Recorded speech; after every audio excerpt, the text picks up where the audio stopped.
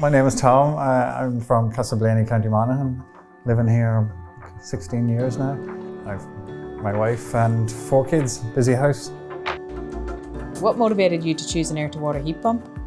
When we first moved in, there was an oil burner that was in the house when I was actually in the garage, and you put it on, you get a roaring heat in the house, and then cools down. I just didn't really find it efficient.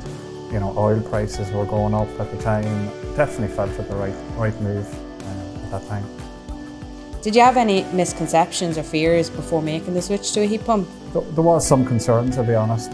The real concern I had was we had the oil burner, we had radiators in. Generally when you have the air-to-water heat pump, you'd have the underfloor heating. That was my concern. Could this be converted? Could we simply convert? And I'd done a little bit of my own research on it. I spoke to some friends that had a heat pump in, and they reassured me it was the right move.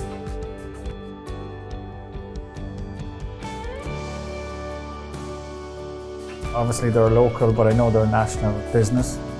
So when we were getting the grant, when I was looking into it, you had to have a certified company with SEAI, and it worked very well. How did you find the install team on the day?